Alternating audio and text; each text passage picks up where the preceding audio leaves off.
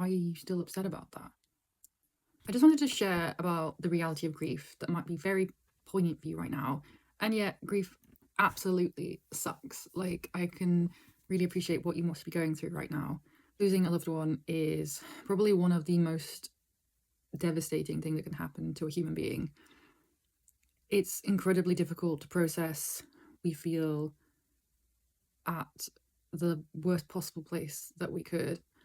I know I'd never felt loss quite like this. And it's a really difficult place to be.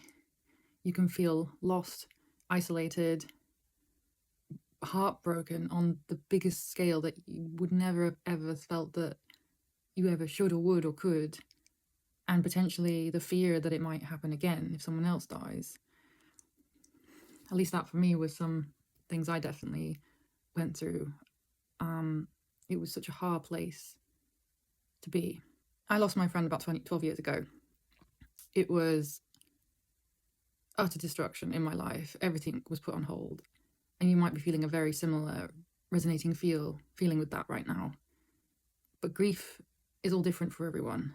Grief is not something that can be compared between one person and another.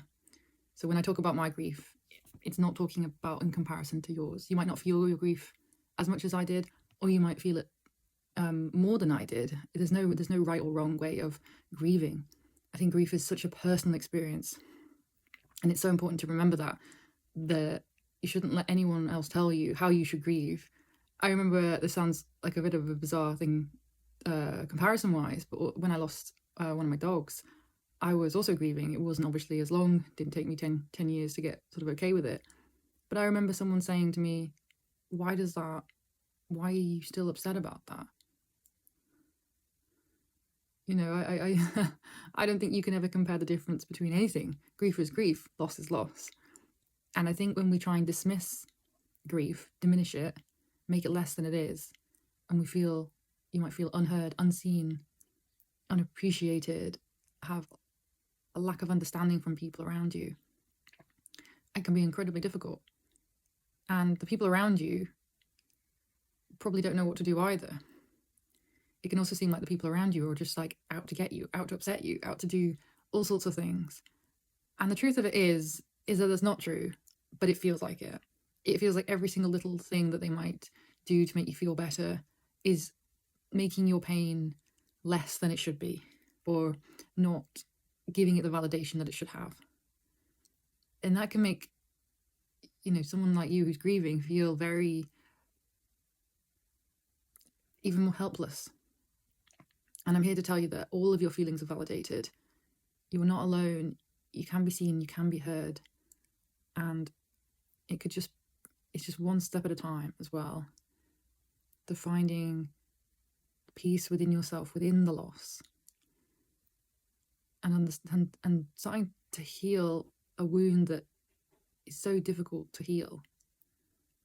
But it's not about diminishing the loss, thinking that we should forget the person. It's never about any of this stuff. The thing that worked for me and helped me the most was finding positive ways to deal with life and grief, and looking for more fulfilling ways to embody life, but also to kind of accept grief and embody like all these feelings. Actually, when I started to appreciate my emotions, accept my emotions, stop hating myself for my emotions, and started really, really accepting myself, it was a game changer for me.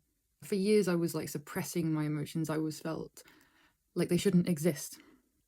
And I probably felt that way before my friend even died. And then it just amplified it when he did. And therefore, I just felt incredibly lost and unheard, unseen, unvalidated. I felt angry. I felt like my friends didn't understand. None of them showed caring the way that I thought they should. It was an incredibly bizarre time. And we're talking about the first couple of years that this happened. And my journey is like, was really hard. I ended up having panic attacks. I ended up having more anxiety. I ended up struggling a hell of a lot. And my hope is that by finding the self-acceptance of this loss for you, that you can move into a space where it doesn't feel so heavy to bear. And maybe you can share the burden with others around you who do understand. I find grief is very hard to share with others. We have a culture that's not very open about talking about grief. It's so interesting when you do hear people talking about it. I used to feel very much a lot of shame around it. I used to not be. I actually got to a point where I would mention my friend, and actually sometimes I just didn't want to remember it or didn't want to talk about it. I found it really hard. But also I realized that not talking about it wasn't doing me any favors either. It just felt wrong. But I realized talking about it with the wrong people was what was hurting more. I remember going to a grief counselor and I felt like she did not understand. It was the weirdest experience of being like, you're supposed to help me, but you're there was something cold about it. It was almost like she didn't quite understand because she hadn't been through the same experience. She didn't fully know what grief meant. It was kind of like dismissive of my emotions. It was, I can't really describe how frustrating it was. It was something that felt like the one thing that was supposed to help just didn't. I really think the difference was the fact about acknowledging, accepting the emotions, and then finding a positive pathway to start building your life back together, I guess. I don't, it's a funny way of putting it. I feel like we're not necessarily broken when we grieve, because I think that would mean that we weren't whole. But there is this feeling, I guess, that we're broken and we do need to piece things back together. So it did feel like I did need to get my life back on track. I was in the middle of my last year of uni and I did need to finish it, of my undergrad at uni. And it was a very hard experience where I needed to focus on it and get through it. But I didn't feel like I had support around me, and I didn't understand why people didn't understand what I was going through. I don't think I understood what I was going through. It was a very surreal, lonely experience when especially because my friend was someone who other people didn't seem to like very much. It was quite frustrating because I couldn't share my grief with many people. I shared it with a few, but I just wasn't very close with those people. I didn't see them very often. And therefore I found it very difficult to actually feel okay in my grief and talk about it with people who knew him and would appreciate who he was. And I found it difficult to celebrate his life, especially also because I actually had a complicated friendship with him. Like, it wasn't straightforward. Sometimes it's nice to sort of think like we can have really positive memories of people all the time. And I think there will be there is definitely space for that. I think I definitely have positive memories of him. Obviously, I have some complicated feelings and emotions about it as well. But in my head, I think like it's worth focusing on the more positive things, because those are the things that actually add things to my life rather than take away from it. Like, if I think about the negative side of grief, the negative side of what my friend meant to me and all these sorts of things, like, did we always get on? What was the last words I said to him? Worrying about those sorts of things takes away from the progress of making life better for myself. So I've decided to focus on what matters to me so that I can build a life where I actually find joy, and I can bring his memory with me in a more positive way, so that I'm not always worrying about any negative thoughts I've got of him. It's almost, for me, I guess it's almost irrelevant now. Like, it's such a lovely thought to be like, I can focus on the positive sides of this. I don't need to always focus on the negative sides. Like, there's such a strong difference between focusing on positive and negative things. It's an incredibly interesting thing that our brain does if we focus on positive and negative things, and that's something that I discuss in my program, so we would go into more detail in that. But it is incredibly interesting that the focus that we have in life can really give the focus that we take with us, and we actually move forward in life through. And I find it absolutely fascinating. Like, there's new science behind it now. I don't know how long it's been out for, but if you never wanted to look into neuroplasticity, it's amazing the way that our brains work, and why positive thinking, cliche of positive thinking, like, actually does work, but not at the expense of diminishing or removing or ignoring our actual emotions. Like, that's not what it's about. Positive focus is about, we have a negative thought, how can we reframe that into something that might be more positive for us? It's a really interesting shift, and it's not diminishing it. So it's like, if I said, but so basically, like, I could think of all the negative things on my friend, like, he got me into trouble a couple of times.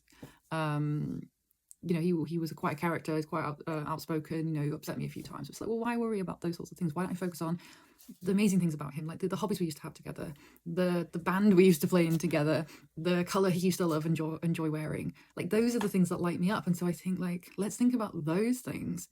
Those are the most amazing things. And so whatever complicated relationship you might have with a person who you've lost, you can focus. You don't have to focus on everything that makes it always complicated. And so, yeah, I think that's nice, because like most of the time we're kind of told like we should always just focus on the positive.